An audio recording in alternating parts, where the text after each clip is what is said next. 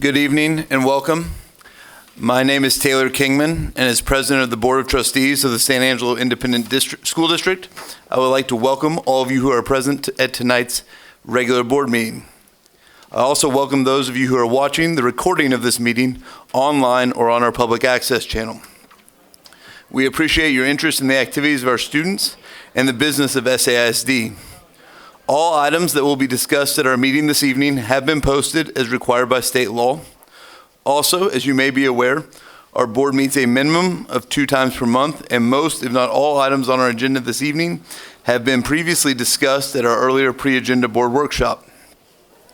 As members of the SAISD Board of Trustees, we are here to set goals, listen to reports from our superintendent, approve budgets, contract and personnel appointments, and make policy for the district. Please keep in mind that our meeting is a meeting of the Board of Trustees held in public and not a meeting of the public.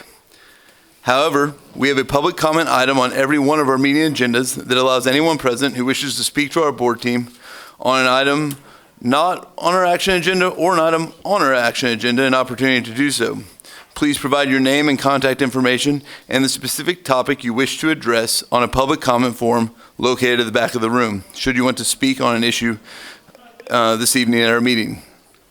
Please listen carefully and comply with the following rules so that we can move through this part of the meeting efficiently. Each speaker will be given a total of 3 minutes. The district will provide an official timekeeper. Please respect the privacy of others and refrain from identifying students, employees, or other community members by name. Disruption of the meeting will not be tolerated at any time, and comments on any subject, whether positive or negative, must be courteous and respectful.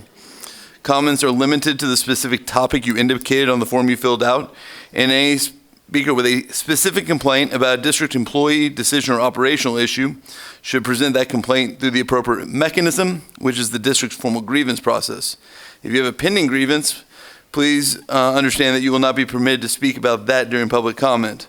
Also, please understand, if you speak on an item not on our action agenda, that the board cannot reply to you except to thank you for your comments, since the matter has not been posted for discussion. In compliance with state law, these proceedings are recorded and will become part of SAISD's permanent legal record. In order that the recordings will adequately reflect the proceedings, I ask that you please refrain from talking while others are speaking. I also ask, as I remind my fellow board members, to please turn off or silence your cell phones. Again, thank you for being here and the support of SAISD. With that, we have a quorum. We have 6 out of 7 members tonight. One Miss Mizell Flint cannot be here due to work, and we're going to move forward with our agenda. We have Greg Breedlove, pastor at First Baptist Church, who's going to begin with our invocation. Thank you for being here. Thank you. Let's pray. Father, we come before you this evening, and I'd like to just very briefly bring up 5 areas of prayer this evening. Firstly, I'd like to just pray for our state legislators. Lord, they are weighing some very significant topics that could alter and change public education for the foreseeable future, God. I don't presume to know the answer, but I do know that, God, you have all the wisdom, and I pray to God that they would seek you and seek your wisdom as they pursue and move forward in the legislative process. Lord God, tonight I would also like to lift up each and every school board member to you, Lord. I thank you for each and every one of them and their dedication to serving this school district and the children, God. I pray that you would give them wisdom as they discuss and make decisions this evening. God, I'd like to pray for our administrators that work in each and every school and around the district, God. I know that we're nearing the end of the year, Lord, and I pray that you would help them to finish well and to have an exciting and big vision for the future. Lord, I pray for our teachers tonight. With 6 weeks left to go, Lord, I know that many of them are likely weary and ready for summer, some even questioning whether they'll be back next year. Lord, I pray that you would give them a resolve and a dedication to continue the task of educating our children. Lastly, and most importantly, God, tonight, I pray for the children of San Angelo Independent School District, the thousands of kids that are entrusted to this school district each and every day, Father. I pray that you would help them to get a good education through this school system. I pray, God, that you would prepare them, Lord, for further education or for a vocational future, Lord. And God, I pray that you would help each and every person involved with this school district to keep one special interest in mind, and that one special interest is the children, Lord. Let it be about the kids. We give you all the praise in Jesus' name. Amen. Thank you. We now have some students from Crockett Elementary. We have Faith Torres and Kellen Baker, and they're going to come forward to right up here in front of us, and they're going to lead us in our pledges.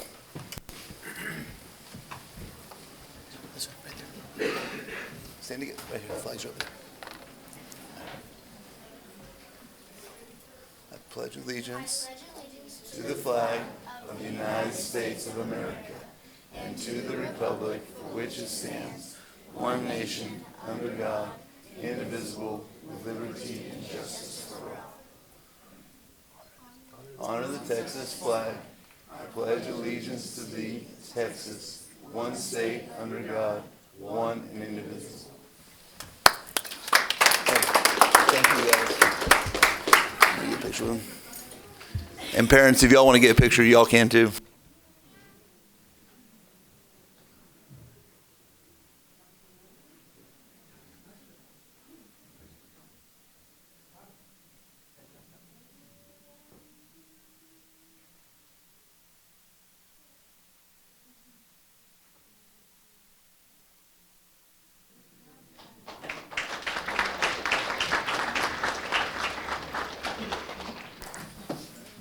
Thank you guys. Thank y'all parents for bringing them.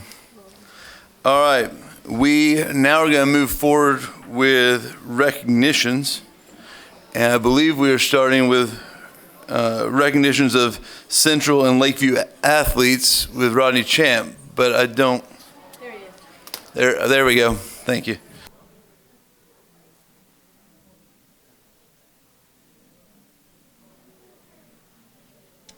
Thank you, Dr. Kingman, Dr. Moran, Board of Trustees. It's an honor tonight to recognize a number of our athletes that have excelled this spring semester. And first off, we're going to start off with the Lakeview powerlifting team led by Coach Mata. Excuse me, Coach Plata.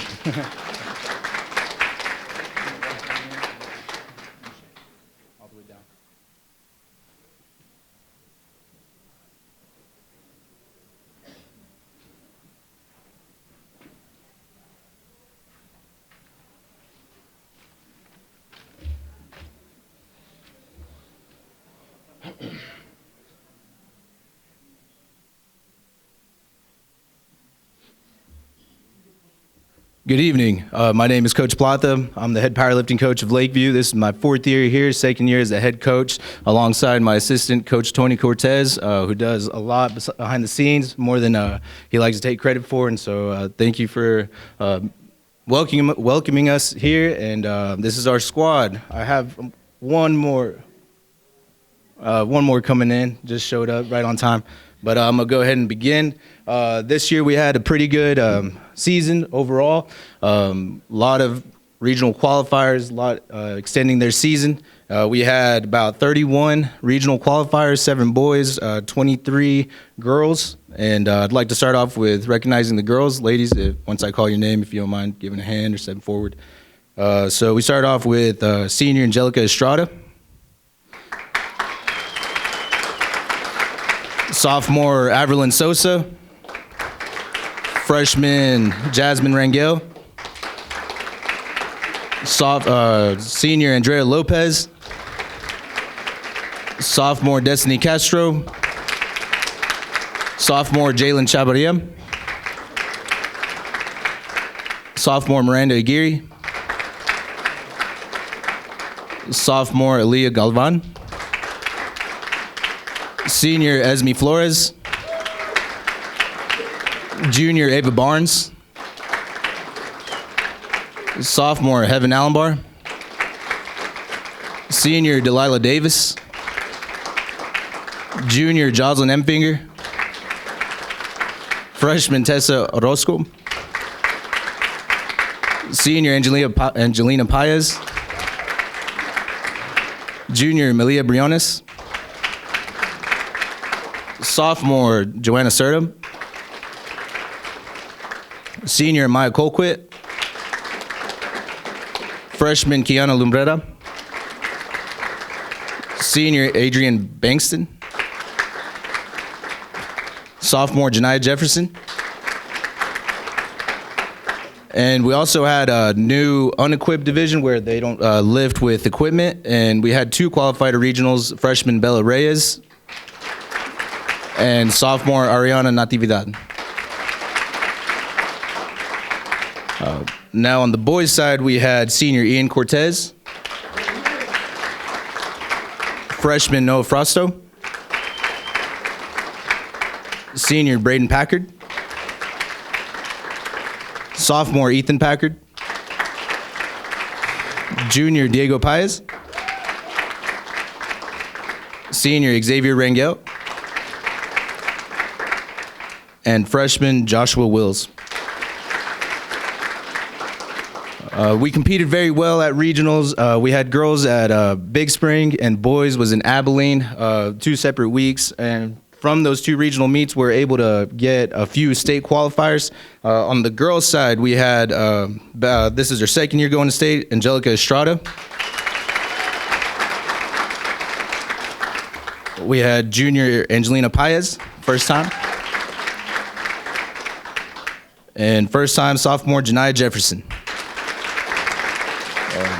Just a little, we didn't get to place or medal at state, unfortunately, but we did have someone set a state record in the deadlift. We had Janiyah, a sophomore, set the state record in deadlift at 410 pounds.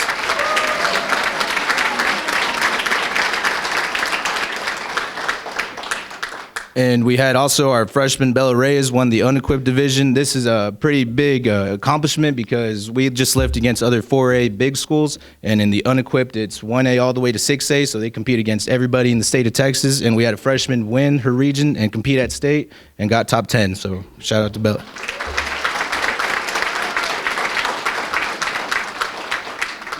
On the boys' side, we had sophomore Ethan Packard, 2nd time. We had senior Braden Packard, 1st time. And we had senior Ian Cortez, 3rd time. At state, Ian medaled for the 2nd time. This time he got 3rd place at state, entire state of Texas.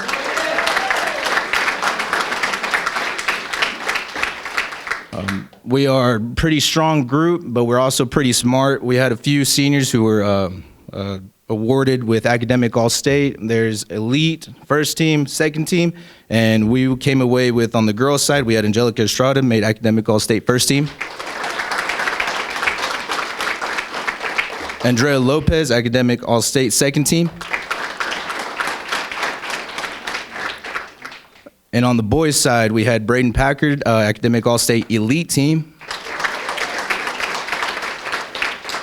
And we had Ian Cortez, academic all-state elite team. Just want to brag on those kids because, I mean, we've never really had problems with failures and grades like that, and it's been a huge blessing. These kids definitely help make this program a lot easier, make it smooth to run. But shout out to Braden and Ian. Braden's 3rd in his class, gonna graduate soon, and Ian's 2nd.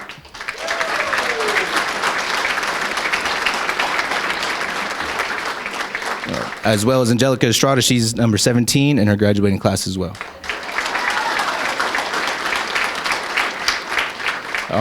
And lastly, we did THSPA and THSWPA offer a scholarship for seniors once they're going to graduate. They offer 1 per region. There's 6 regions in the state of Texas, and they give it to just 1 senior who qualifies. They get recommendations and letters written, and we had 1 senior who got this. They recognize it at state, and I'd like to say that Ian Cortez got the THSPA scholarship.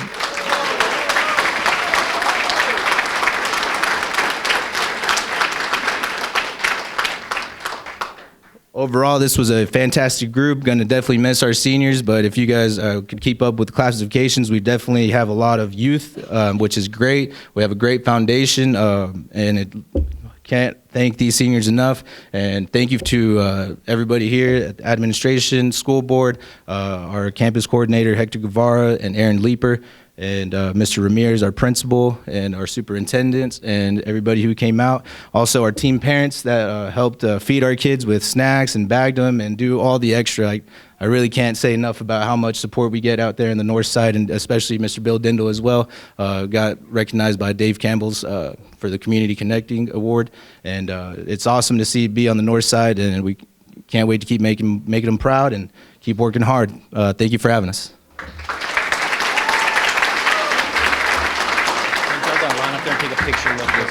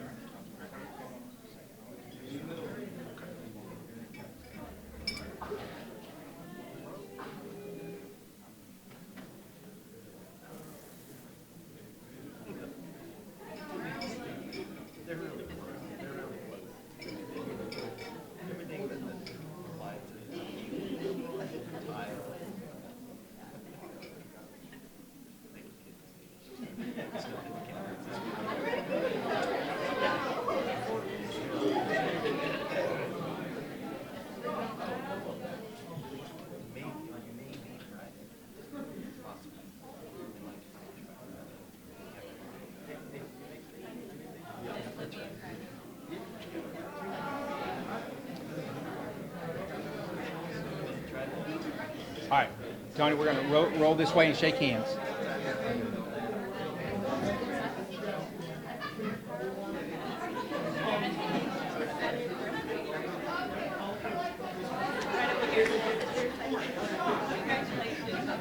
Keep on going that way.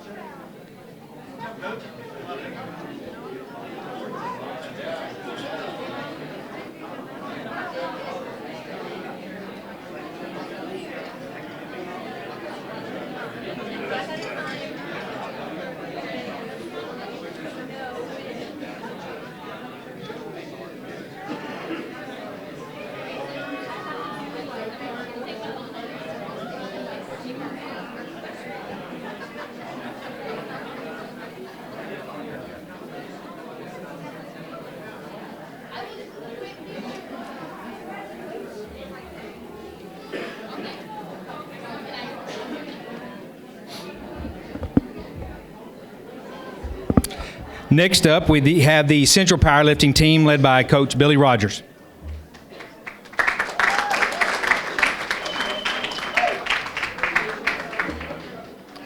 Hey, how are y'all, everybody? I'm Billy Rogers. I'm the powerlifting coach over at San Angelo Central. Me and Coach Plata had a bet out there before we started on who would look better. He won that bet. So now the second bet was who's going to talk longer, and I'm definitely going to win that bet. But in all honesty, it was a very fun time coaching powerlifting. You know, it was one of those things that kind of got thrown at me last minute there. Hey, Coach Rogers, and you know, and it's been fun. It was a great year.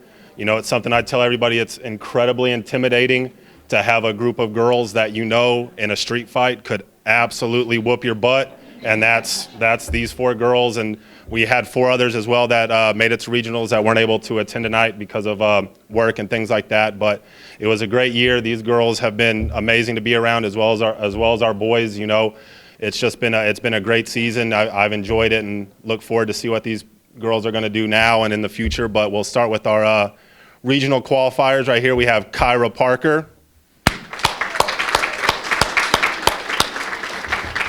Madison Harridge. In her weight class, she was, I believe, 20 pounds off of making it to state. So that's something next year that we're looking forward to with her for sure. Up next, we have Mickey Henry.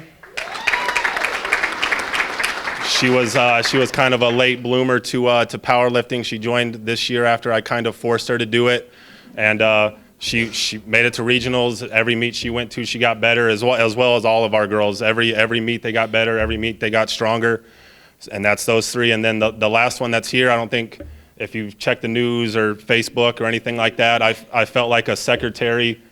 Every time, for a week there, it was San Angelo Times. Oh, okay, let me answer that. Oh, it's the San Angelo ISD Communication Department. Let me answer that. Everybody wanting to get an interview, and that's what happens when you're a state champion. Everybody wants to talk to you. So we have our regional qualifier. If there's a record in Region 1 for the girls in her weight class, she owns it. She dominates. It was to the point to where she was breaking her own records that she had set as a junior. Broke those records this year as a senior. She made it to state, where she competed in her weight class. Not only was she, and y'all can see the billboards all over town, not only was she a state champion, she was the best overall lifter for the entire state in her platform, which the entire state, there is a whole lot of lifters, and she was number one. But your San Angelo Central State champion, Jalen DeHoyas.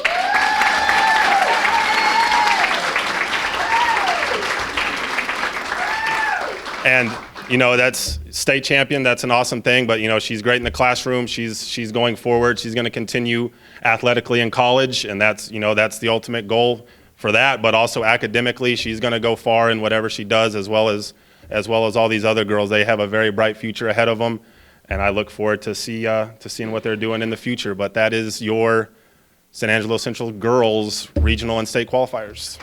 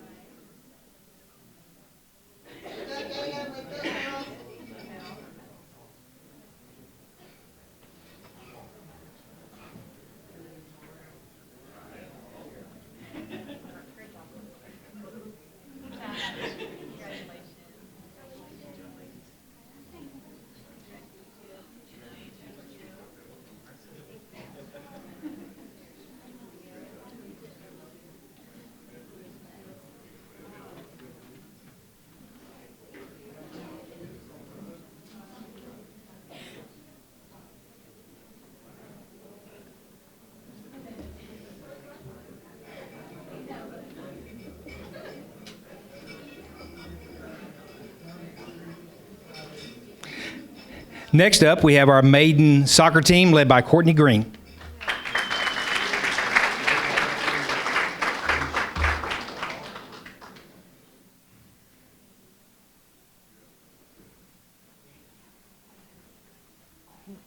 Stop in the middle or try to. Okay, fine. Okay, fine. I'll stay right here. Okay. I'm head coach Courtney Green of the Lakeview Maiden Soccer Team. This is the assistant coach, Morgan Walker. Our season, it was definitely a transitional season. We lost over 50% of last year's team, and then, of course, with the brand new coach coming in, I'm a little different. And so it was definitely transitional, hard. Some things about it went wrong, but a whole lot more things went right. Looking back at the season, I can't say anything other except the word that I'm proud. I'm proud of how they kept going and how they never gave up. And no matter what was thrown at us, we kept going and we succeeded. We finished with the season record of 9-9-3. We made it to the playoffs with a must-win game, beating Estacado 2-0, and then lost in the playoffs to the eventual area champion. Okay, so I'm going to start with the freshmen on introducing our team. And I haven't told them their district awards till right now, so if you see some surprise faces, that's why. And on that note, all district second team midfielder, freshman Angelica Dela Cruz. All district honorable mention, freshman Soraya Morrison. Freshman, Jaslyn Keeler. Freshman, Malia Rocha. Sophomores, Lexi Arnellis. All-district second team defender, number 8, Avery Hansen. Number 12, Valeria Chavez. Number 14, Alexis Trials. Number 16, Mariah Alvarez. Number 5, Cassidy Jimenez. All-district second team forward, Jalen Keeler. All-district defensive honorable mention, number 10, Sarah E. Rodriguez. All-district offensive honorable mention, number 13, Brianna Lopez. And then ending with our 2 seniors, the backbones of our team. They led our team, they were coaches, and they're gonna be hard to replace, but they definitely set the foundation for the future of this team. And fittingly enough, all-district first team midfielder, Alyssa Dela Cruz. All-district first team offensive player, number 9, Ileana Soria. I just want to say a quick thank you to admin, Mr. Chant, Baker, Guevara, Leeper, and Ramirez, who took a chance on hiring me. Big shout out to my parents. I couldn't ask for better support from y'all. I'm definitely appreciative of y'all. And then lastly, like I said, the season's transitional, but our best is yet to come. So stay tuned. Thank you.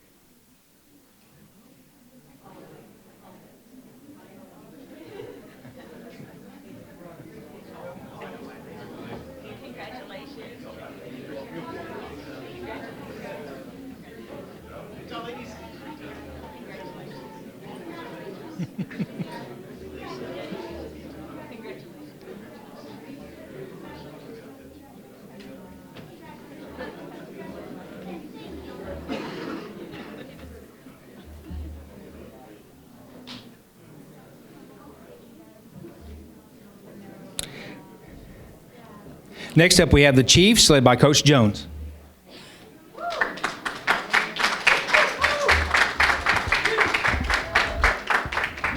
Thank you, Coach Champ. Appreciate it.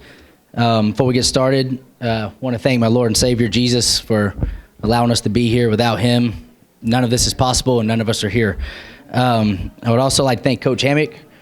He's done a great job with our JV. In fact, they finished district season undefeated, 7-0, and they also went 10-5-3 overall. Thank you, Coach Chant. Thank you, school board, for having us out. We appreciate it. First up, we have sophomore Isaiah Rios, also a second team in district.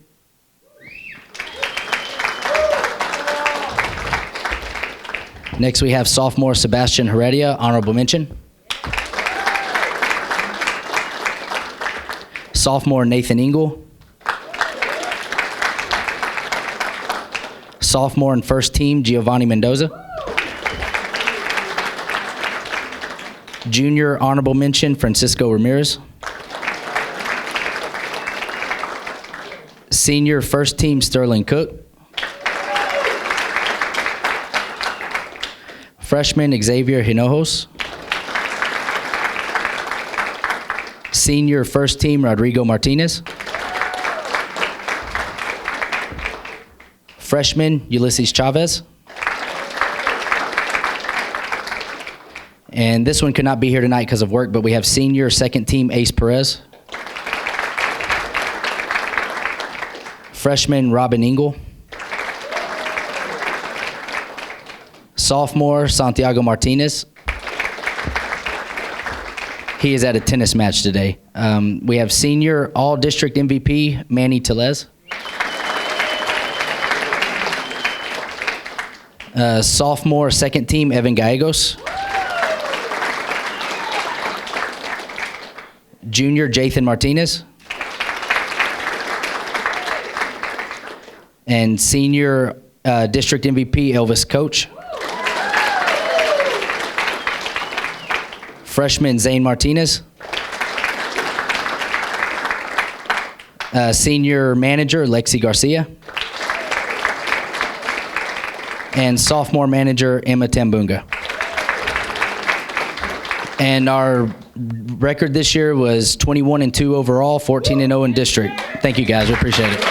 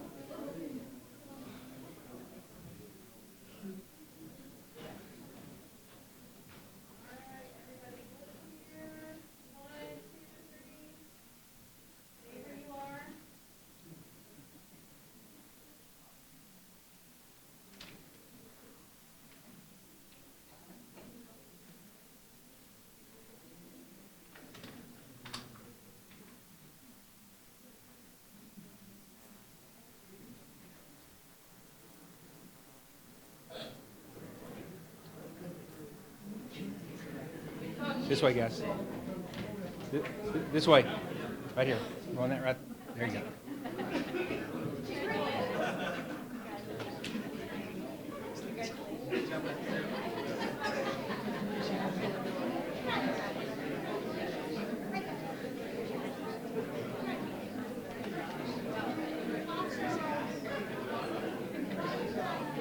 You bet. Thank you, guys.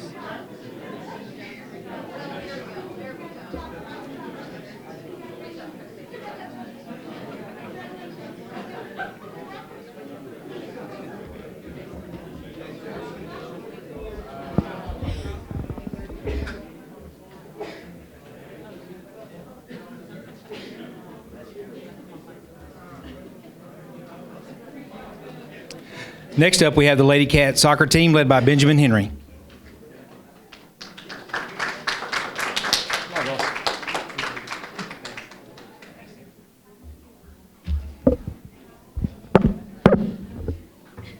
Hello, everybody. Thanks for having us. We appreciate it.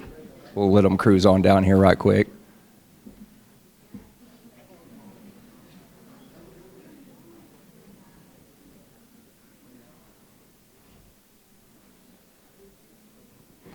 All right.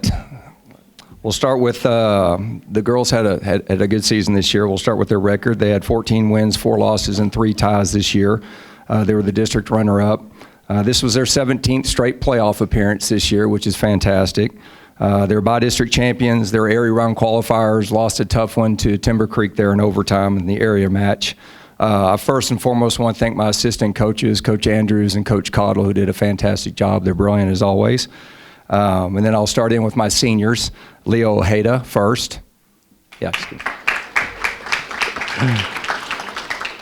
Anna Holguin, who was a first-team all-district player. Alyssa Villarreal. She was a captain and first-team all-district this year as well. Ava Ibarra.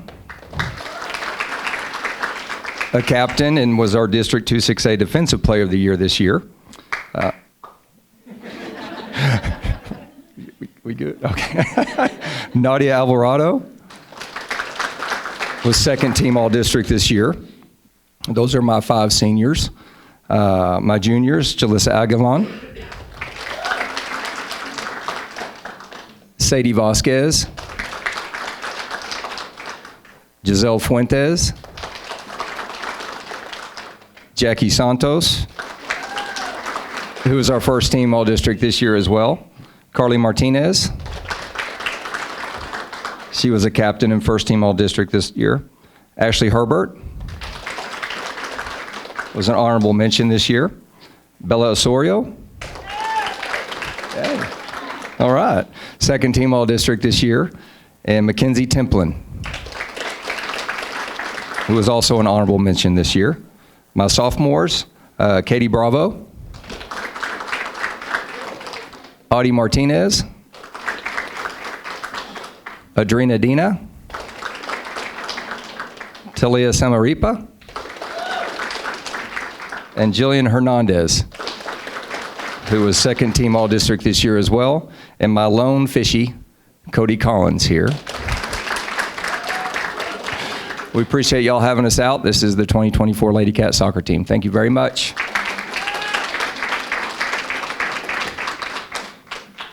Anybody want to pick or anything? Or?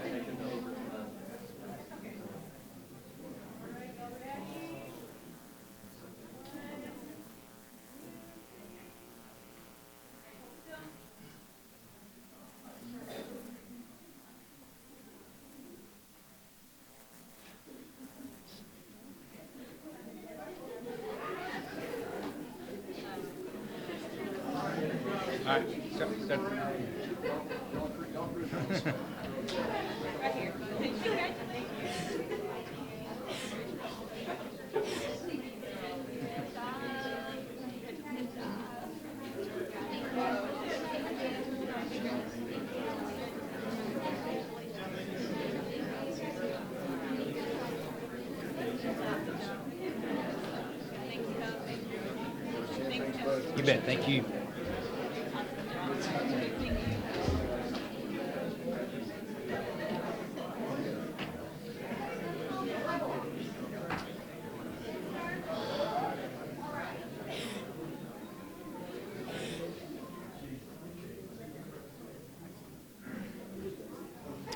Last and certainly not least is the Bobcat soccer team led by Tony Vu.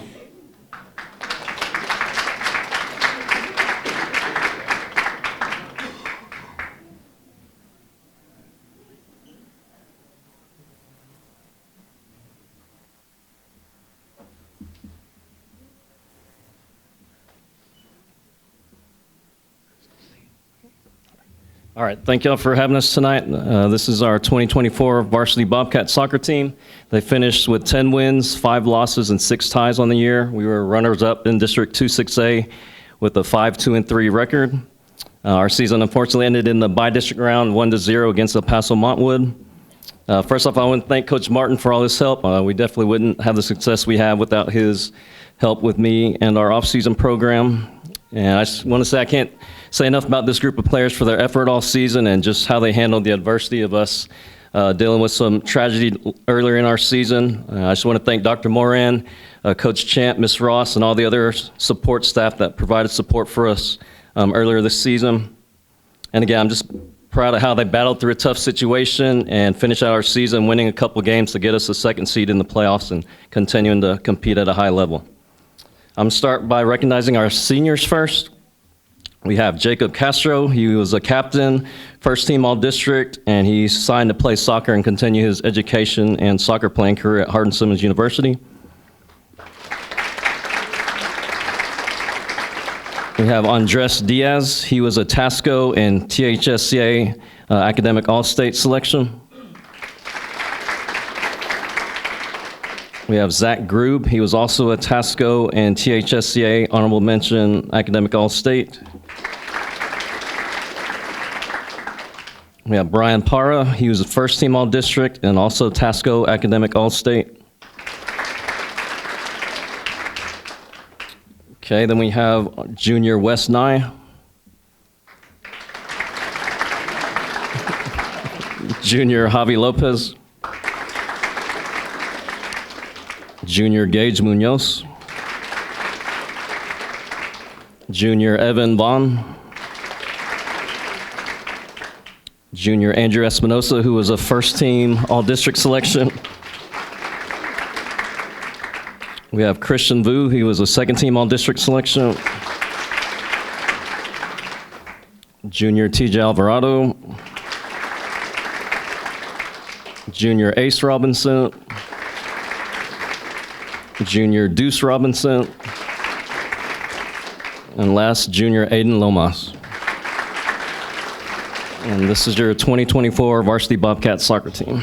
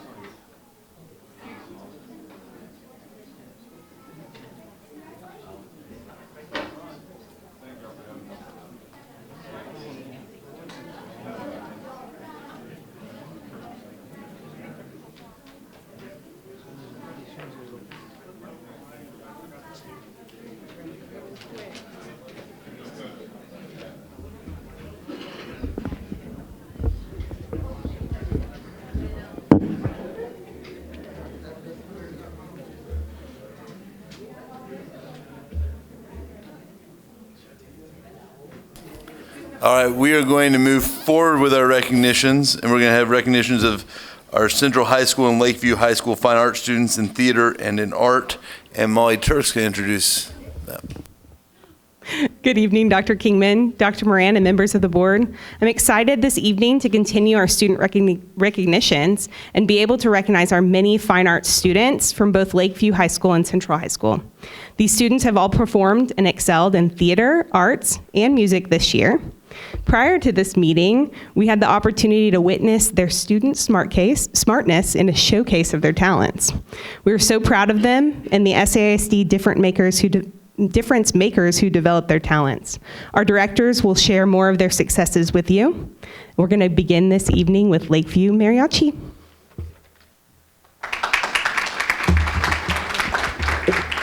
Thank you very much.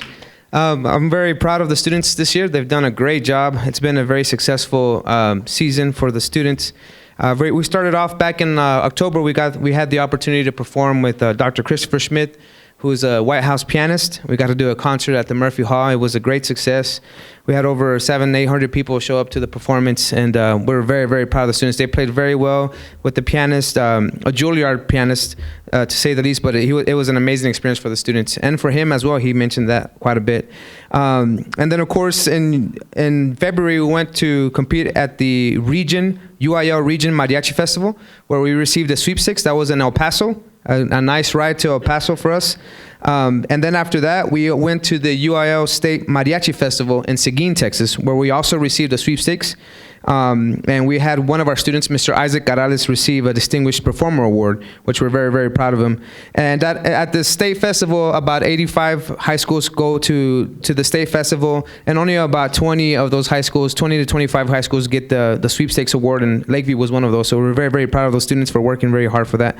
At the week after that, we went down to Edinburgh, Texas, in South Texas, and we competed in a mariachi competition titled Festiva Mariachi Competition, and we received second place in our category, and very, very proud of the students there. And then just recently, this past Friday, we went to, there's a Texas Association of Mariachi Educators. They have, we passed the region qualifiers, and we went on to the state. And we went this past weekend, and we got a third place in the 4A category for the Texas Association of Mariachi Educators. And we're very, very proud of the students. So again, thank you very much, all of you, for the support. It's been an amazing, amazing semester, an amazing school year. And I'm going to give a shout out to all the Northside directors, because we're all a big family on the Northside, and we're always taking care of each other. The band director, the orchestra directors, the choir directors, the theater. We look out for each other, and we really, really appreciate all the support that we get on the Northside. Thank you all very much.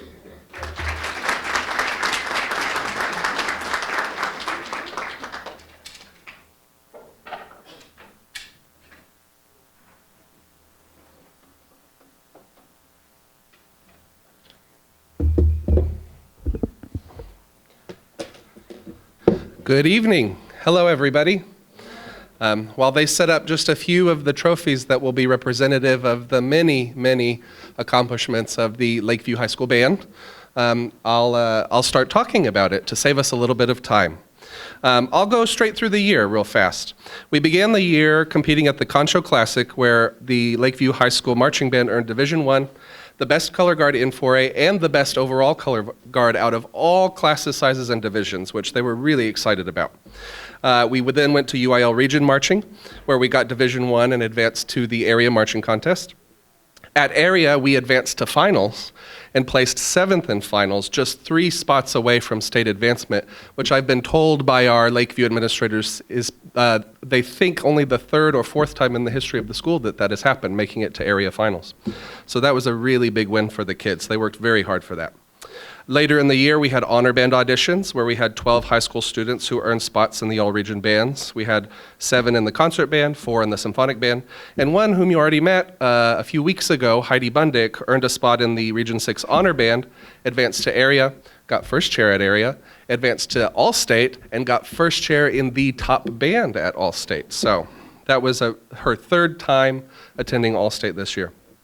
This February, we had solo and ensemble, and all 8 of our students who competed earned Division I ratings, and 7 of those students qualified to advance to the UIL State Solo and Ensemble Contest here in May, so we'll be taking them to do that. I anticipate they will do very well.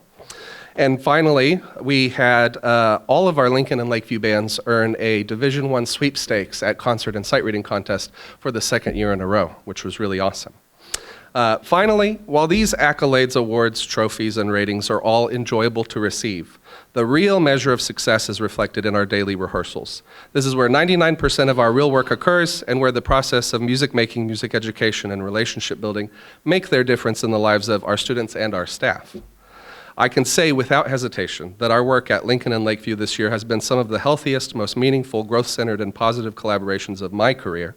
San Angelo ISD is a great place for music, but more importantly for kids. Thank you for your past and continued support of our band and music programs. And also, we invite you all to our spring concert, May 13th, at the Murphy Performing Arts Center at 6 p.m. Thank you.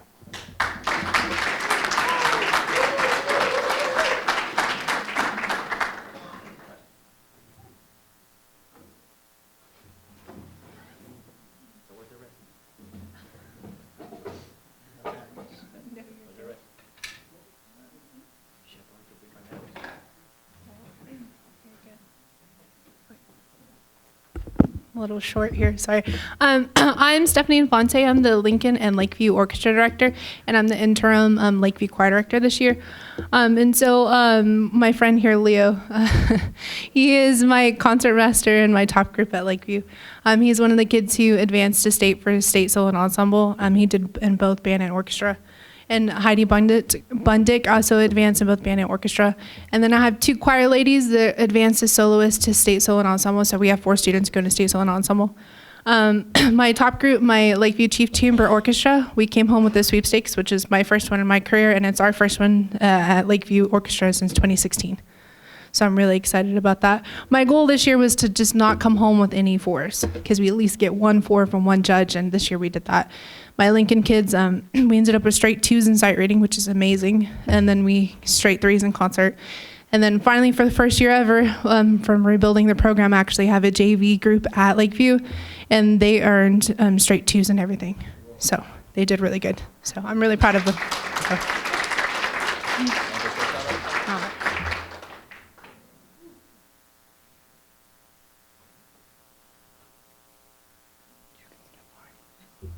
I'm Heck Knutson, theater director over at Lakeview.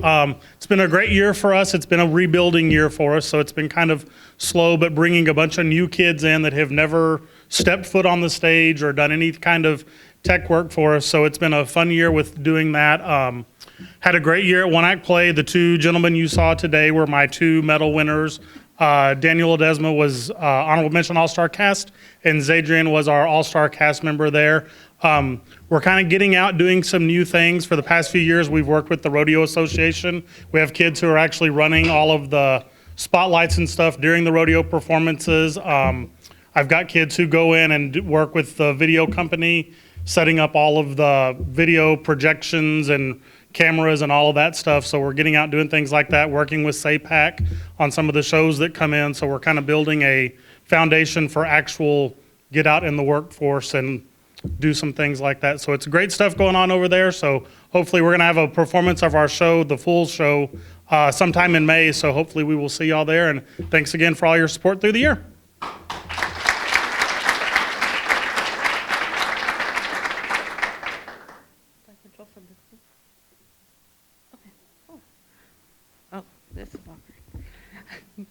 Hi, my name is Alma Gonzalez. I am the art teacher out at Lakeview High School. I teach Art 1, Design 1 through 4, and Ceramics 1 through 4 as well. This year, we've had quite a bit going on. Lakeview and Lincoln Art have coined ourselves Northside Art, and we get together and we do shows out in the public and try to be part of the community. I don't know if you know this, but San Angelo is the visual arts capital of Texas. So we decided that, it starts with us. So we try to put our kids out there, get involved with the community. This was our very unconventional glow-in-the-dark Dia de los Muertos art show.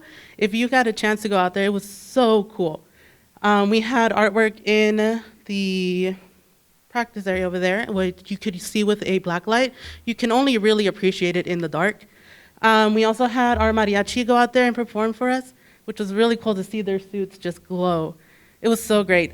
But that's kind of one of the examples of something that we do with Lincoln. Lakeview Art has a lot of people that we collaborate with and or sponsors. This year we participated in the vase competition, 11 entries, 9 region qualifiers, one of which is Desiree Corona, who is up at the very top. She earned a medal in both 2D art and 3D art, which is very hard to do, and we're very proud of her. Stockton Rodeo just happened. A lot of our artwork is still at Stockton Rodeo. We had 15 ribbons come back to Lakeview, and you can see their first, second, third honorable mentions. We also participated in San Angelo Road Lizard t-shirt contest, which we are still waiting to hear on and see if we got anything from there. Just a few of the people that we collaborate with this year. We did a lot with small businesses. So big shout out to Texas Filament Supply. They helped our kiddos make a product from start to finish, designing, 3D printing, learning how to construct that, and they use that as one of their fundraisers for the art club.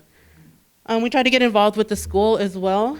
So we've done events with JROTC. Mariachi has helped us out a lot. Spanish Club is one of the ones that we're starting to collaborate with too. And we do a lot of classroom murals and try to do some school beautification out there. So here's just a few pictures and examples of all we do and the logos of the people that have helped us and supported us. We've done some projects with our feeder schools. We like to take care of our littles. So we've done a few events with Holloman, and we did a small free library for Bradford. The Spanish Club and Art Club have kind of joined together, and we are doing lots of cool outreach things with them. You can see one of the murals in there. It's a math classroom where we did a chief and a maiden. And the art club, one of the bigger things we did this year was the sheep for Walmart on the north side. And they wanted it all to represent our community. Yeah, we've been doing some good things out there. We invite you guys to our shows. This coming up one is a district show we're doing with everybody. That's gonna be really fun. So yeah, thank you guys so much for all the support.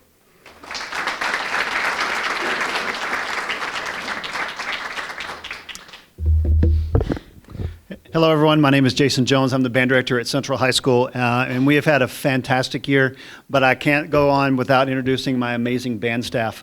Mike Berry, Stephanie Dearborn, Robert Costco, and Caleb Leonard, who are both at indoor rehearsal right now, and then Crystal Mendez, who does our color guard, who is also a 2018 Central grad, which is really cool to have that. First thing I want to do is thank you for those. Those were amazing for us to wear this fall. The kids absolutely loved wearing, and if we can get kids to enjoy wearing a band uniform, it's always a great thing. They were very cool and comfortable to wear, and they're going to be very marketable for different shows. But on Friday night, we can always have our Angry Orange on, which will be great. I want to read to you some of our accomplishments this year. We made a first division at marching contest, and this was the 13th consecutive year. And we went to area marching contest and finished 10th overall. We had 5 students make the Region Jazz Band. 4 of those qualified for area. We had 28 students in the region band, 7 qualified for area, and then we had 1 student make the All-State band. This was Mia Wilcox, and it was her second year to make the All-State band. She placed 6th overall out of all of the flute players in the state of Texas and performed in the top band under the direction of Jason Fettig, who is the retired director of the President's Own Marine Band. So that was a once-in-a-lifetime experience for her. We had 28 students earn First Division solos, 31 students earned First Division on ensembles, and then we had 31 students, 8 solos and 6 ensembles advanced to the State Solo and Ensemble Contest, and we will be hosting a State Solo and Ensemble recital on May the 18th at First Christian Church, where you can hear all of these students perform. In concert season, 2 of our 4 concert bands earned all 1s in concert and sight reading, and then the other 2 bands earned 1s in concert. And so you combine the First Division in concert and sight reading with marching, and the band program earned a sweepstakes award, which is the 13th year we've done this.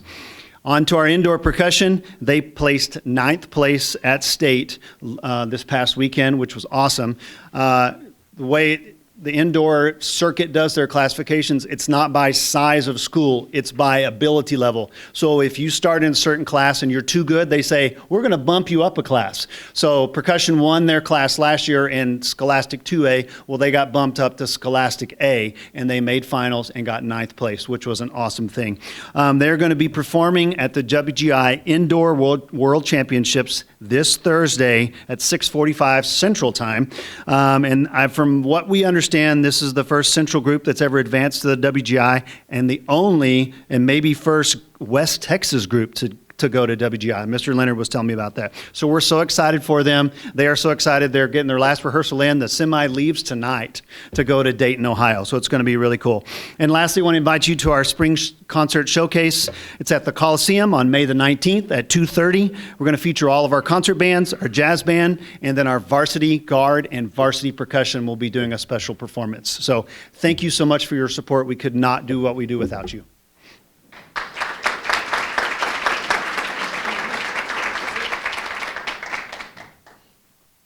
Good evening. My name is Michael Martin. I'm the director of orchestras at Central High School, and this is my associate director, Dimitri Carrillo.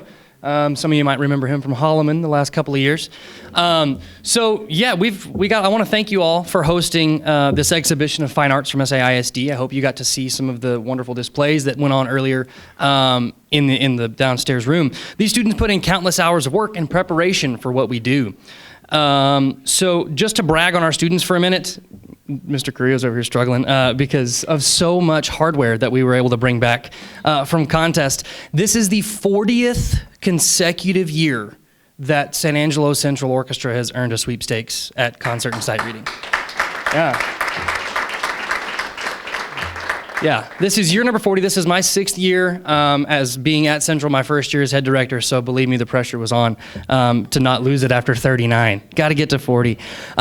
So we have also, our chamber orchestra has applied to be an invited ensemble to the TODA convention. It's the Orchestra Directors Convention in San Antonio. We'll hear back on Monday on whether or not we get to perform for that, and we'll go down there and play for all of the directors, choir, orchestra, and band in the state. They meet down for this convention. So it's going to be a wonderful experience.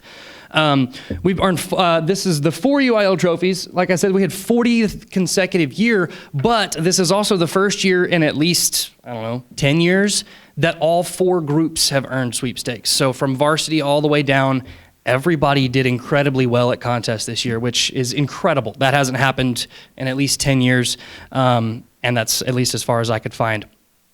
This year, all 4 of them earned sweepstakes. These students across the program played harder music than ever before and received higher ratings than they ever do. We really pushed them, and they really rose up to our expectations. Shiny hardware aside, fine arts and their impact are not justified by a finite score or a number that you can just throw into a spreadsheet and send it off to TEA. We teach discipline, team skills, and how to be a human and interact with others, even the ones you may not be too fond of. We get these students for the entirety of their high school career, which is awesome.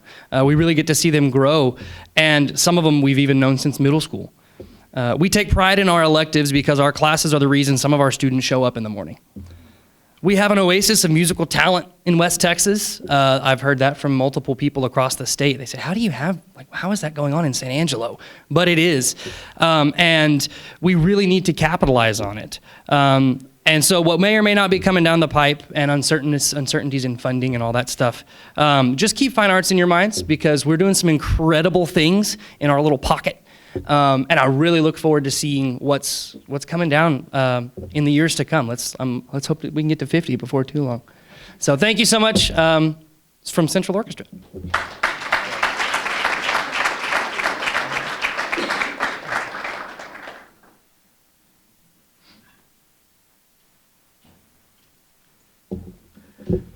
Well, good evening. My name is Landon Gilmore, and I sound like a bass this evening because of allergies, but I'm the head choir director at Central High School. This is my 13th year, and I'm joined by my wonderful colleague, Mrs. Sunday Vaught, who's in her 16th year at Central. We just a few highlights to share with you from our choir program at Central this year. We continue to grow. We currently have 5 choir classes and about 170 students, and we're expecting continued growth next year.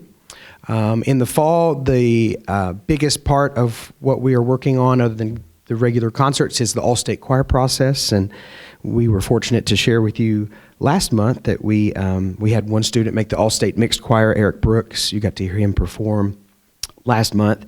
Through that process, though, we had 17 students made a region choir, 8 advanced to the next level, which is called pre-area, then 3 advanced to the final round, and then 1, Eric, who made the all-state mixed choir. We also took, in February, 8 students from our Texas Future Music Educators program to attend the TMEA convention, which is where all of our music educators get professional development and get to see the all-state concerts. So they were able to go and see that and celebrate and see the concerts with Eric and all of our all-state students. In December, we combined with several other local choirs to form the San Angelo Symphony Chorus and perform with the San Angelo Symphony Orchestra on their Christmas concert. In February, we competed in our UIL Solo and Ensemble contest. We had 47 students compete, 44 of which earned an excellent or better, 37 earned superior, which is the highest rating, and we have 30 advancing to state in May. It's a very high number. Our concert and sight reading evaluations were just a few weeks ago. We took 3 groups to UIL and Andrews. Our JV boys, we're not always sure if they're going to go. It's sometimes as a small group, sometimes as a good group. We worked really hard with them, and we were proud for them getting a good in concert and sight reading. Our varsity mixed choir, the chorale, earned a superior rating in concert and an excellent rating in sight reading. And then our JV ladies were actually a combined group from 2 different classes, and they were directed by Mrs. Vaught. They earned sweepstakes this year with straight 1s from all judges in concert and in sight reading. A colleague actually shared with us a couple weeks ago that Central had the only 6A non-varsity group to achieve a sweepstakes this year in our region. So that's pretty cool. So that continues a streak of sweepstakes choirs at Central as far back as we've been able to find trophies on the wall. We looked a couple years ago, and that went back to the 1950s. So the math on that is something like 60 years, so that's pretty cool. We appreciate getting to perform for you this evening, and if you enjoyed that, our Harmonicats, their show is this weekend. They do 2 performances, one on Friday and one on Saturday. Both are at 7:30 p.m. at the San Angelo Performing Arts Center, Brooks and Bates Hall. And the final performance for all of our choirs will be at the annual talent show, Central's Got Talent, and that's April 30th at the Murphy Performance Hall downtown. I want to say thank you for your support of all of our fine arts programs, and we appreciate all that you do. Thank you.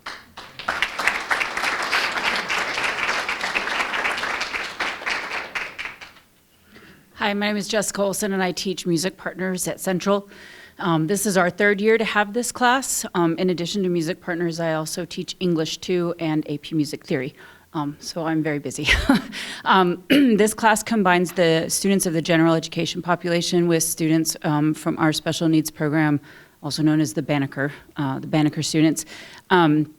We meet and we learn the basic, we start with the basics like rhythm and then note identification and move our way up. Every year in March. At the end of the 3rd quarter, we give a little concert, which several administrators came to, and I appreciate that very much. And right now we're learning about genres, and we finish out the semester with that. You can see some pictures of them trying out some instruments, which is a highlight of the the week for them when we do that at the beginning of the fourth quarter. 3 of the students that you saw downstairs, the general gen ed students, this is their second year taking the class. And to me, that speaks a lot. If they enjoyed it so much the first time, they want to do it again. And they look forward to seeing the same Banneker students again year after year. And they develop such close bonds with them. And it's wonderful to see that in them. This year, one of those students, Emily Barboza, she was here tonight. She's also a Texan, and she approached me and asked what I thought about her doing a dance with the Banneker students for the Texan Spring Show. And I said, I think that's a wonderful idea. So she took that idea and she ran with it. She met with Miss Green and with the Banneker teachers and Mr. Nunez, and she organized it, she choreographed it, and she did that whole thing because she felt like it was something, she said, they can do this too, and I want to do that. So I was very proud of her for that we got to take music partners and include it in the Texan Spring Show. So, we've got 2 classes this year. They're small. That works better for them. I've got all levels of ability in that class, and sometimes just seeing a kid who may not participate on a regular basis until I play just the right song, and then they get up and they start dancing to the music. It's beautiful. So thank you all for your support of this program. It's so important. I got to present about this class at TMEA this past February, and I did find out that there are some schools in Plano that have a very similar program. I also got to talk to a woman from Hong Kong who came to TMEA all the way from Hong Kong for the convention, and she came to my clinic and said that they have a similar program in Hong Kong and wanted some of my slides and to get some more info. So it's my hope that by presenting that clinic, more schools in Texas will start doing this. And I also want to try to present at Midwest Clinic in Chicago at some point, so that band directors, that's just for band, so we'll have to do a national choir one later, but that some schools across the country will see how important this is and also start to offer something like that as well. So thank you so much.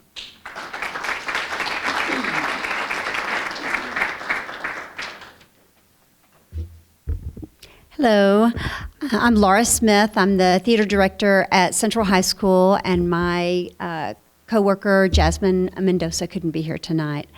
So I'm just going to go through some of the things we did this year. First, we started in the fall. Central High School had 28 students entered in performance and technical competitions at our State Thespian Festival in San Antonio in November. And out of that, we had 5 students who earned superior ratings and qualified for nationals. We had Alex Moya, who presented monologues, Trin Bosworth, and Michaela Martinez, who you heard downstairs, earned superior ratings on their solo musical theater pieces. And then Blanca Lozano and Piper Horton earned superior ratings and advanced to nationals with their duet musical theater piece. In addition, we had first place costume team, and then after that, in the fall, we produced a full-length main stage musical. Thank you very much for your financial support in getting us a sound system that we could rent so that we could present that. This is the first time we've been able to do a musical in 4 years. So the kids were very excited about that. We produced The Drowsy Chaperone, and we had more than 45 students who were on stage and backstage working, and so that was a huge success, and we appreciate all your support for that. And then this spring, we worked with the Banneker students, the special needs students. We always host a Valentine dance, and so that's one of my students' highlight of the year. We get to go and they get to just go and dance. And then our UIL one-act play, Lost Girl, was named alternate to by district this year. And we had 4 students who got individual awards. We had Zaya Hathaway was All-Star Tech, Ryan Herrera and Josh White were honorable mention All-State, and All-Star Cast, and Blanca Lozano was All-Star Cast. Upcoming, we have our 22nd annual Spring into Theater variety show that will be on May 2nd and 3rd at 6 p.m. And then we have our JV One Act, which is not sanctioned by UIL, but it's a training ground. And so we'll do that. We have a performance on May 13th, and then competition, we think, May 18th. We don't know for sure, but it'll be in Midland. So thank you again for your support. We appreciate you.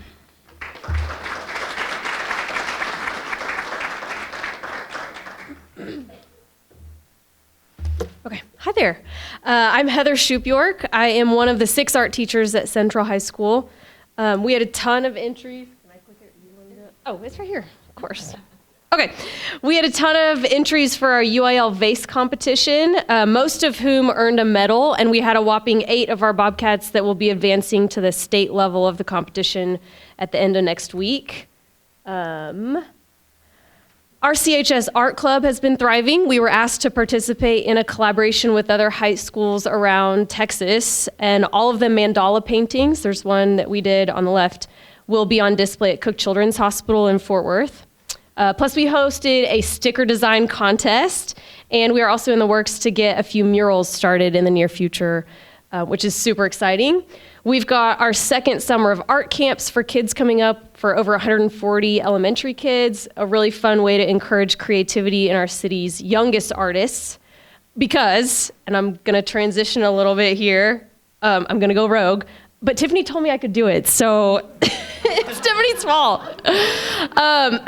But just in case anyone missed it, we have one art teacher for 17 elementary schools in our district. That's about 7,000 kids, I kind of guessed.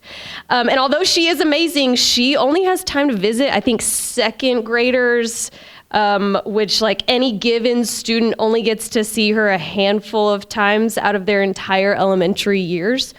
And that's it. So I have to be honest with you, it's a little embarrassing for our district that we don't offer a full art education for our elementary students. And like Alma said earlier, we are the visual arts capital of Texas. That's a huge honor. We also have a phenomenal art museum. We have an internationally recognized plein air painting competition each fall. We have a huge number of professional artists. Public art is around every corner. We are a community that values art, and yet our elementary students don't get a consistent art class. So the teachers, parents, and students of our district have made it known that we want art in our elementaries. Our fine arts director, Ms. Huebner, reports that it's one of the most consistent requests that she hears. I'm assuming I don't have to tell you that art isn't just fun, but that it's fundamental. See what I did there? To child development. So I'm going to give you a little bit of homework. I don't know if I'm allowed to do that, but I have some homework for you, and it has 2 parts. So the first part is to read this book. It is now one of my all-time favorites because it puts into words what I've experienced firsthand over my 10 years of teaching art. The research has shown that self-expression, communication, concentration, and emotional regulation vastly improved when students had a regular art program. When art is in a school, attendance goes up and learning metrics improve across the board. And most importantly, interest in learning improves, which is perhaps the greatest gift that we could give a person, the curiosity and excitement to learn. And that leads to better problem solving, conflict resolution among peers. At a neurochemical level, the act of drawing alone, no matter the skill level, has been shown to release serotonin and endorphins that foster a more generous, open frame of mind. According to the book, young children who participated regularly in arts are less likely to develop social issues in their teenage years, which as a high school teacher, I'd love to see that benefit. But guess what? Reading the book is not the only homework. There's a second half. The book is just to get you fired up, to realize that we need art in our elementary schools, in case you're not fired up, I don't know. But it also probably isn't realistic to add 16 positions for art in 4 months. Like, I can be a realist. But I'd like to assume that we're just gonna add a few positions each year over the next several years till we reach the 17 that we need. Even at that rate, it's going to take years to get there. So here's the second part of your homework. We as a district have to start thinking about how we can supplement art education in the meantime. As a fairly creative person myself, I've actually come up with some, so I kind of did some of your homework for you. But I want us to start considering these as options. Could SAISD team up with professional artists in the community to do mini lessons with various grade levels or schools? Could our advanced high school art students visit the elementaries to do workshop-style lessons? Could we utilize the art museum's resources to maximize the amount of art education that our students receive? Could our STEM programs transition into the STEAM curriculum to include the arts, something that a lot of other districts have already been doing? Our individual elementary teachers probably don't have the knowledge or the confidence to teach art in an interdisciplinary way, but maybe they could get closer if our secondary art teachers provided professional development about how to achieve math, science, history, and language lessons while integrating meaningful art experiences. There are ways that we can increase the amount of quality art education exposure that our young students receive. We just have to think creatively to make it happen. One of my favorite quotes from the book is this: as humans, we have a unique ability to creatively share our thoughts, our ideas, and our emotions. The success of our species comes down to this: art creates culture, culture creates community, and community creates humanity. Thank you so much for your time. Sorry for the homework. Thank you.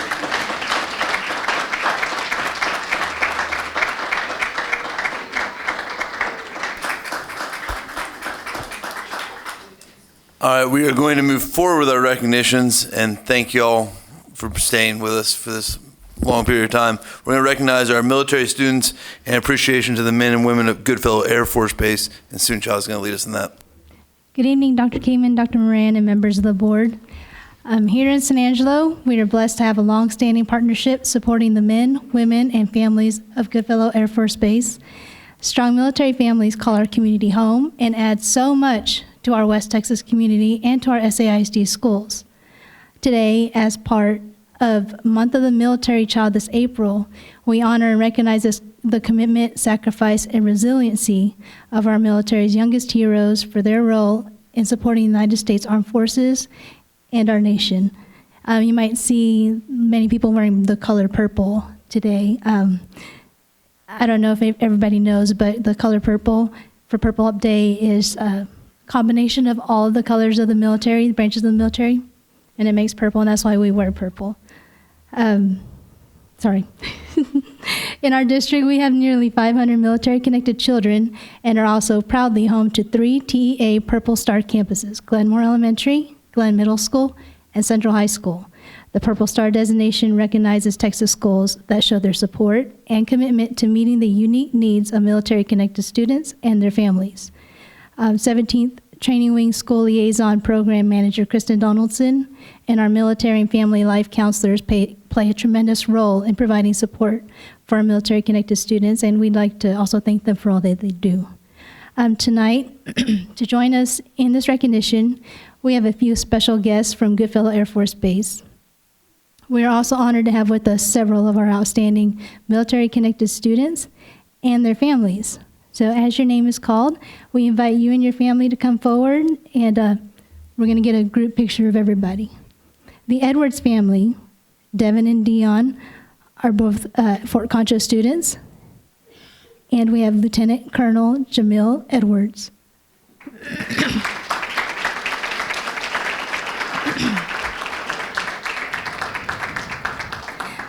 The Lesko family, Macy and Madeline, both go to Bel Air Elementary, and little brother Logan, and we have Senior Master Sergeant Jesse Lesko.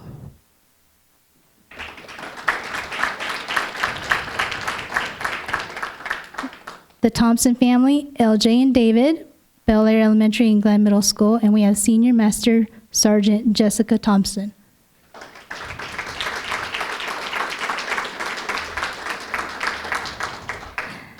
The Gutierrez family, Dahlia, Josiah, Isaiah, Danny, and Dylan from Bel Air Elementary and Glen Middle School, and we have Master Sergeant Marvin Gutierrez.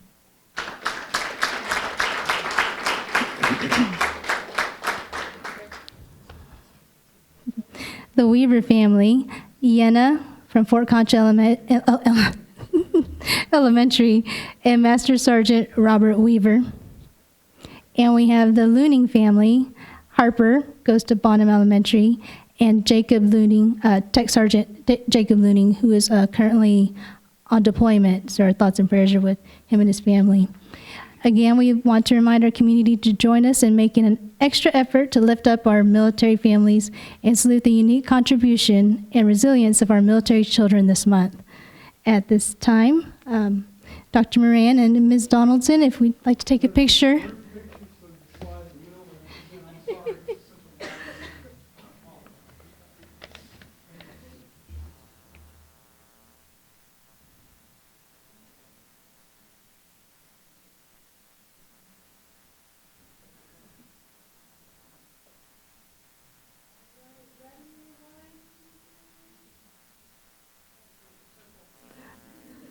Thank you so much.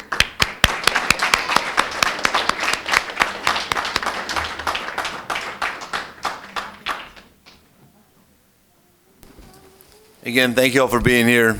And if y'all get invited back for this next year, I promise I'll put you at the beginning of the meeting. So thank y'all for everything y'all do.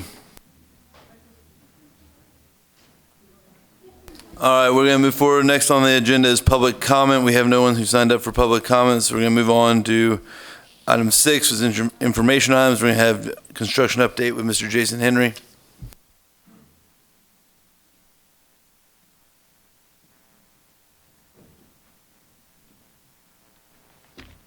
Thank you all for having me here tonight. I'm going to introduce Ty Cisco with Park Hill, and he's going to give us our updates on our major construction projects at McGill and Fannin. Thanks, Jason. Thank you, board members and administrators. I'd like to give you a quick update on where we are with construction. Excuse me. Over at McGill, they're continuing to put in the fluid applied membrane, which is a coating on the outside of the wall panels. You kind of see a gray material going up. That's going on right now. The metal studs are complete, and so that's a big hurdle to get through. Mechanical plumbing and electrical rough-in is still underway. The interior CMU walls in the kitchen are done. The roofing work continues. Let's see, should be done by the end of April. Scaffolding is being erected for the brick placement, which is the next step after they get the membrane put in. Fire sprinkler installation has begun, and the rooftop units should be also in at the end of April. Here's a few pictures. If you've gone by, you can kind of see that green panels being coated with that membrane. And so once that all is done, then that'll make way for windows and things to really get that dried in. Here's a picture of the metal studs, and also some plumbing and things going in at this point. A few more shots of the interior. Over at Fannin, it's close to the same stage. The membrane's going in. Rough-in is is completed over there. Mechanical electrical rough-in is going in. Curb and gutter being placed. I've seen quite a bit of that. Crushed limestone for the parking. And the culverts are being installed for the storm water that leaves the site. So some site work going in over there at this point. Here's a few pictures. Most of that membrane is installed. Again, metal studs are in, rough out is continuing inside for plumbing and electrical. Here's some shots of the storm sewer culverts where that storm water exits the site. Really, that's about it. Schedule continues to be the same, and they're making a lot of good progress. So I think we're going in the right direction. Thank you. Board, any questions? All right, thank you. Thank you, sir. We're going to keep moving forward, and Shelley Huddleston is going to give us an update on our summer academic programming.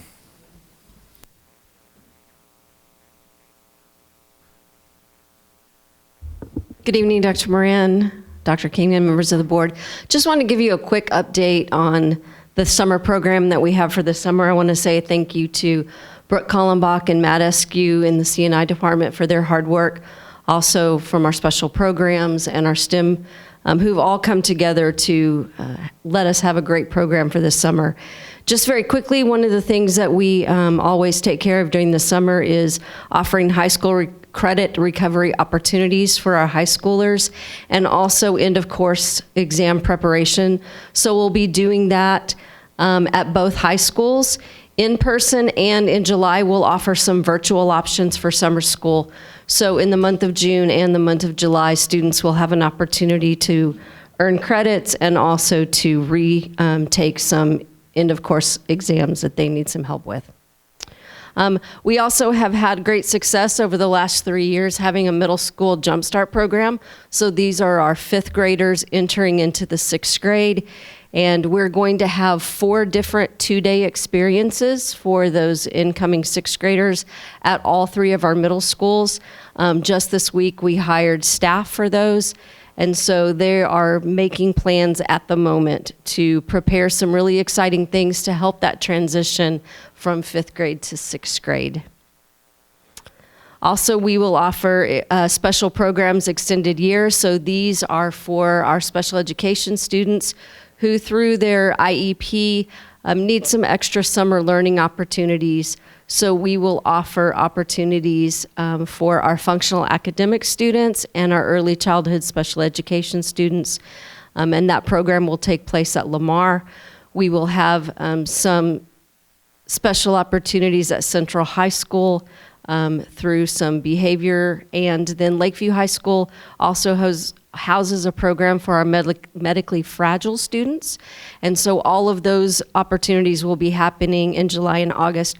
We're adding in something different this year to our ESY program that I'm very excited about, and that is hiring some staff, new teachers and paraprofessionals who need some extra support learning how to work in those classrooms.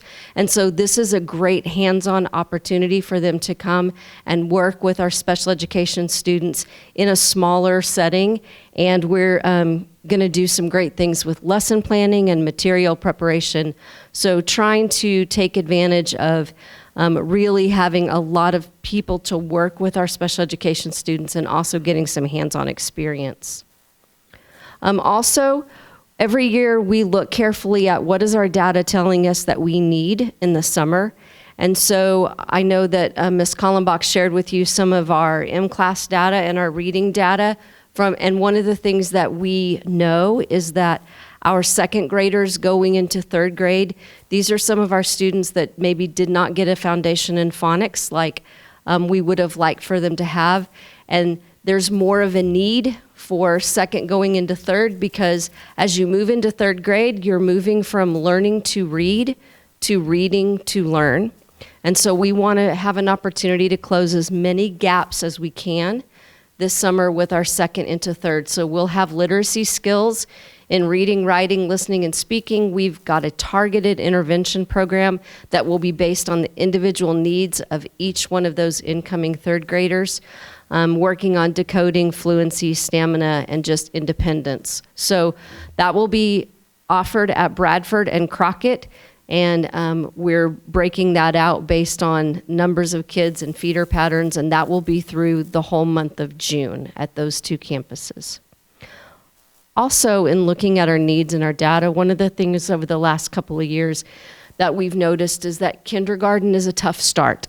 They're just a lot of kids many of them have never been in a pre-K program before, and they have a little bit of a difficult time just with routines and procedures, behavior, things like that. So we're going to try this. This is the first time we've done this, but we're going to have a kindergarten jumpstart.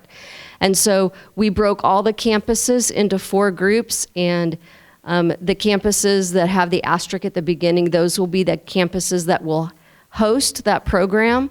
There'll be 2-day programs, and that date is not correct. I'll get that fixed for you, but that will be in July, right before summer school starts. And so we will invite those incoming little kinder babies to come and work with our teachers and get a good experience, get prepared for the beginning of school.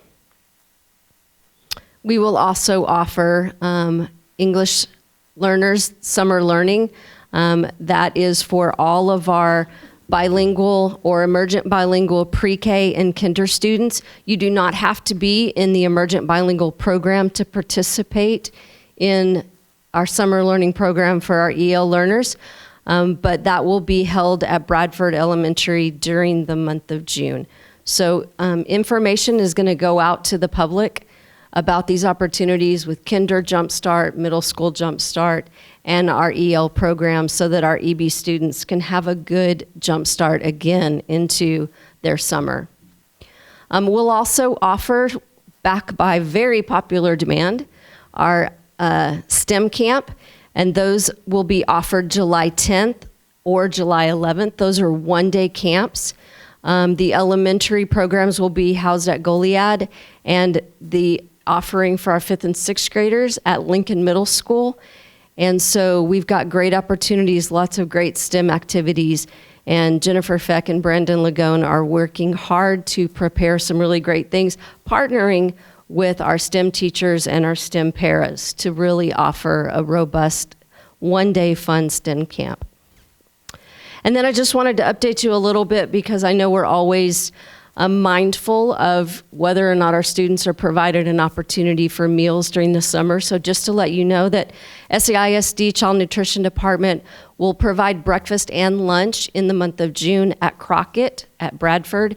And then as our new head football coach is coming into Central High School, he's been working with Ms. Helms about what can we do to provide our athletes with some meals during the summer. And so we're exploring that, and Michelle Helms is working with Central High School in giving some food for our athletes. And then lunch will be served by our child nutrition staff in June also at the Southside Boys and Girls Club. So that gives an opportunity for people in the community who might not be at the Bradford or the Crockett site, which, by the way, those are open. You don't have to be in summer school to take advantage of that. So that will be at the Southside Boys and Girls Club. And then I met with a representative from Kids Eat Free. It just so happened that we've used the Alta Loma campus every year in July, and they called and realized it's not gonna be a school. What are we gonna do? Well, technology, Charlene and I met with them and we said, you can still use Alta Loma. We're gonna make that work for you. They're not going to all be at the campuses, but they will be in the neighborhoods of Alta Loma, Bel Air, Bradford, Fort Concho, McGill, Lone Star, and San Jacinto. So all through the month of July into August, and a couple of those sites like the Fort Concho neighborhood, that's going to go all the way to the end of August. But there will be meal opportunities for our children in the month of July. Can I answer any questions for any of you?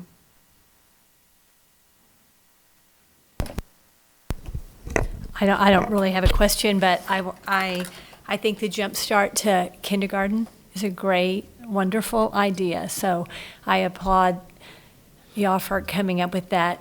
As a parent, I think the two hardest years of transition is sending your baby to kindergarten and then sending your baby to middle school.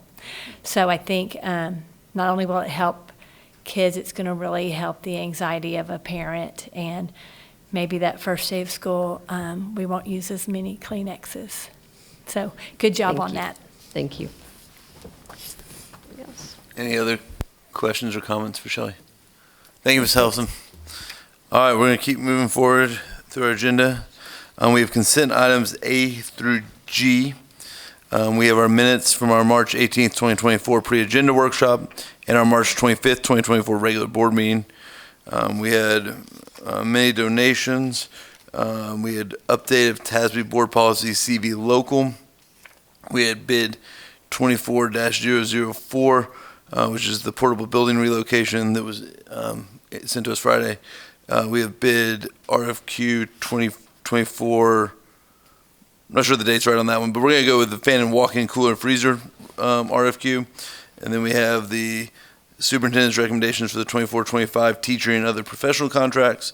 And then item G, which was consider superintendent's recommendation for personnel 24-2025. Any comments on consent items A through G?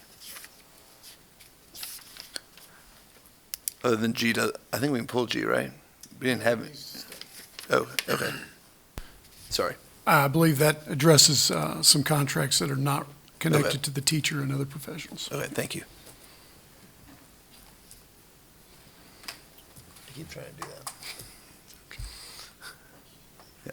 All right. Do I have a motion to approve consent items A through G?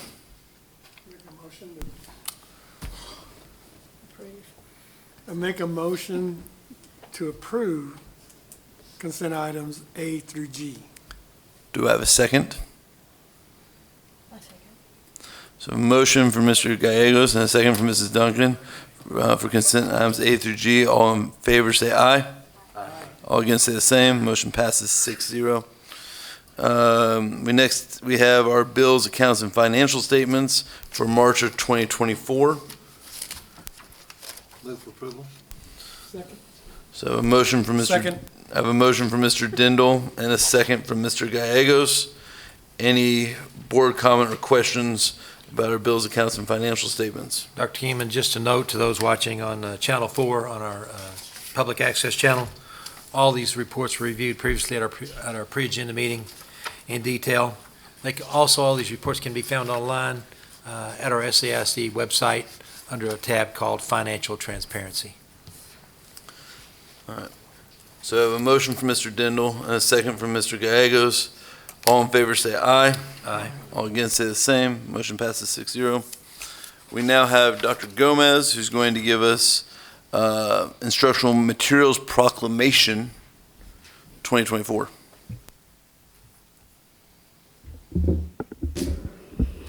Dr. Moran, Dr. Kingman, and members of the board, the State Board of Education issues a proclamation to call for new instructional materials. As part of this, the proclamation lists the subject areas that are being scheduled for review. As the schedule, it contains very specific adoption procedures, requirements, the TEKs that are specific to the proclamation, and specific guidelines as part of the proclamation.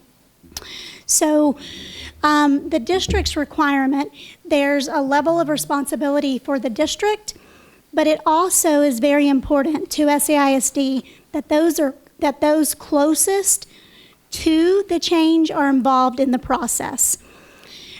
Textbooks from maybe when we were in school are very different. As you know, much is done digitally today. So this isn't a one department collaboration. This involves curriculum and instruction, it involves data services, it involves technology. We don't operate in silos.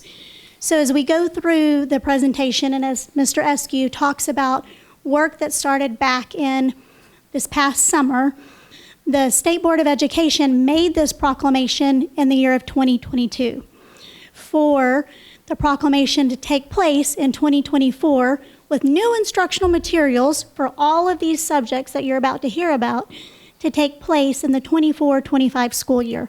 So we just want all of you to know all the collaboration that took place between multiple departments, but specifically with classroom teachers that are involved in teaching these courses, because it's quite a process. What was very important to us was that just district staff weren't here making decisions, that teachers were involved in the process, and that it wasn't just about how we felt, that there were rubrics driving the decision making. Also, thank you to multiple departments that were involved in this process. C&I team, we can get very opinionated as teachers on our craft and want resources, but we had to come together and make decisions, and all of those decisions go back to what's best for kids. So Mr. Eskew is going to kind of give you an overcap of that timeline, but ultimately, it's a board decision on the instructional materials that are being presented.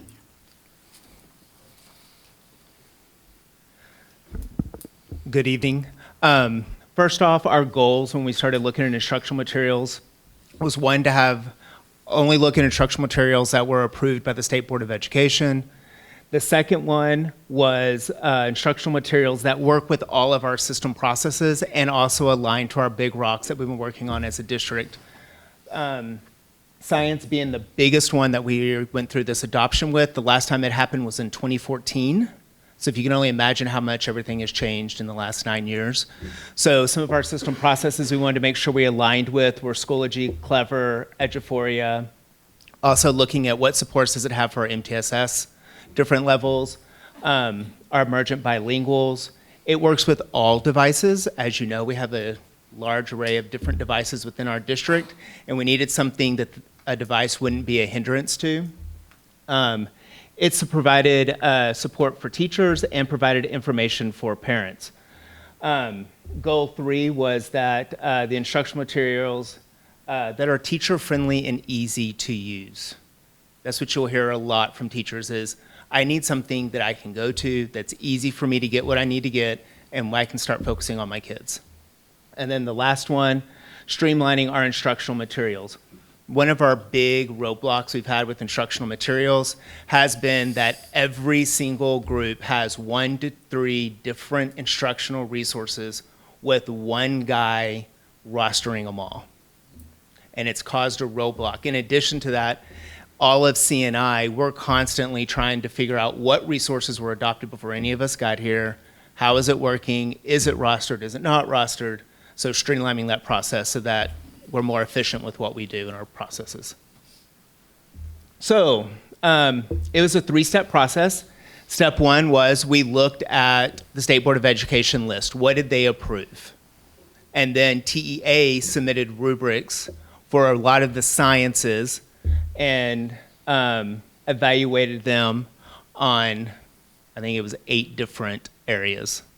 Those rubrics were developed with input from teachers, from community members in the state, and also from parents. After that, the CNI department, and like Dr. Gomez said, in collaboration with data services and in collaboration with teachers, looked at the resources that were on that list and picked the top 3 that worked best with our systems. And then the last step was all teachers. They went through and looked at those top 3 and scored them using a rubric that was developed off of the 4 PLC questions. So what do we want students to learn? How are we gonna know that they learn it? What are we gonna do if they don't? And then what do we do if they already know it? So really focusing on those MTSS processes of supports for Tier 2 and also for that Tier 1 extension, but most importantly, that Tier 1 instruction. This was the timeline we used. So in the summer and fall, we started working on the rubrics and getting them ready. In December and January, we invited all educators to come to information meetings, and they gave us feedback on the rubrics. In February 29th, we took all educators who applied to be on a committee to the Region Center with us to look at those resources and talk to all the different vendors that we were looking at. And then from February 29th to March 25th, teachers had digital access to everything to go in and play with it, ask the vendors any questions they want. Many of our teachers on the committee took them back to their campuses and met with the different teachers in their PLC to talk about what do they like, what do they not like, is it gonna be user-friendly, is it not gonna be user-friendly? And then lastly, on March 25th, we brought in vendors for all of these different areas, and the teachers got an hour and a half with each one to actually plan either a unit or a lesson with the resources, asking questions if they weren't sure how to get to that area of the resource. And then from there, the teachers filled out a rubric on which one they wanted. And then lastly was, here are the ones that our teachers picked. We talked about streamlining the resources. Teachers really did an amazing job. Science K-8 picked HMH, so we have the same resources from kinder through 8th grade science. And then high school, where it can get really crazy with all the different subjects, they picked Savas for biology, chemistry, and physics. Savas did not offer IPC, but McGraw-Hill did. That's when we went with to anatomy and physiology. And then forensic, aquatic, and then health science pathways all picked Cengage. The education and training pathway, and the technology applications, which picked eDynamics, which the great part of that was, it also comes with STEM curriculum, all included in that same price. And then the engineering pathway picked IVC. Personal financial literacy went with the same resource they were already using, which was Ramsey Education. And then technology applications picked typing.com to work on those computer skills and the elementary levels. And when we're talking about pathways, we're talking about CTE pathways. So some of these have 3 or 4 courses within each pathway, and they all pick the same resource for those. questions? Give you a lot of information, sorry. No, thank you. Board questions? I just want to thank you all for obviously going with what the State Board of Education puts as a requirement for us as a district to do, and then finding what works best for our students locally and our teachers locally to make sure that we continue to move kids forward in their education. So thank you all for the hard work y'all have done. Any other board comment or questions? All right, then we need to make a motion to adopt the recommended instructional materials as presented for Proclamation 2024. Do I have a motion? I'll move to adopt the recommended instructional materials as presented for Proclamation 2024. So I have a motion from Mr. Dindal and a second from Second. Mr. Gallegos. Left side is going to have to make some talks here in a little while. All right. So a motion from Mr. Dindal and a second from Mr. Gallegos. All in favor say aye. Aye. All against say the same. Motion passes 6-0. Thanks, guys. All right, we now have our annual required hours of continuing education for the school board, and I just have to read these out loud. This is for the last year. Lupito Arroyo did 21.75 hours of CME. Bill Dindal did 13 hours. Pam Duncan did 13 hours. Gerard Gallegos got 16 hours. I did 13 hours. Ms. Mizell Flint did 21.75 hours, and Dr. Mills did 16 hours. Just so everyone knows, the required amount for the year is 5 hours of continuing continuing education, board training, and so our board all did above the minimum 5 hours. And I don't think we have to do anything other than read that out loud. That's correct. That's correct. All right. So I'll go ahead and give us our announcements. We have a pre-agenda workshop on May 13th, 2024 at 5:45. We have a regular board meeting on May 20th, 2024 at 5:45. But we do have to go into executive session under Personnel Matters 551.074. Which is personnel matters, and 551.072, which is real property. And we'll be back as quickly as possible.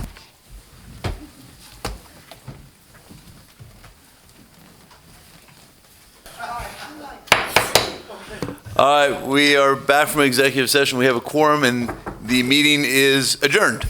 All right.